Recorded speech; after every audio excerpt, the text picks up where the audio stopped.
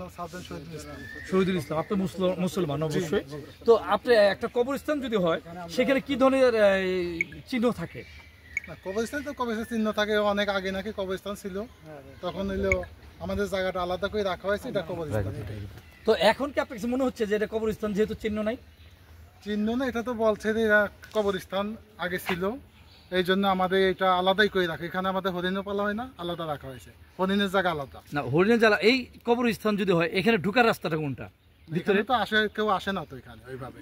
আসলো কি আসলো না এটা বিষয় না, বিষয় হচ্ছে একটা কবরস্থানে যে কেউ যখন তখন চলে আসতে পারে। যদি মনে চলে আসে, এখন আপনি কোন পাশ দিয়ে এই কবরস্থানের ভিতরে যাওয়ার সুযোগ করে দিবেন এবং তারা জিয়ারত করবে ভিতরে যেয়ে, কিভাবে দিবেন বলেন? আমরা করে দেবো। আমরা কিভাবে করে দিবেন? মনে করেন এখন আমরা যে আসছি, আমরা ভিতরে যাব, আমরা কবরস্থানটা ভিতরে যাই দেখবো, কিভাবে দেখবো? আমাদের নিয়ে ভিতরে চলেন দেখি।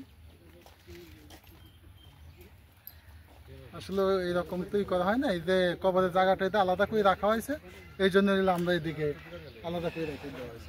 কবরের জায়গা আলাদা, ঠিক আছে, কিন্তু এটা কবরস্থান, এখানে যাবে লোকজন, দেখবে, এখানে যা জিয়ারত করবে, এখানে একটু দেখা গেল যে কেউ আসবে, তারা স্বজন যারা আছে তারা ভিতরে যাবে, এই যে যেভাবে আটকে যাচ্ছে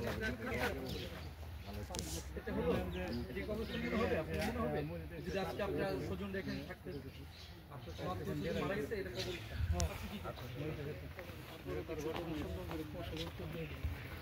তাহলে কি পেটো জানোয়ার আজীবন নেক্সট করে দিতে হবে।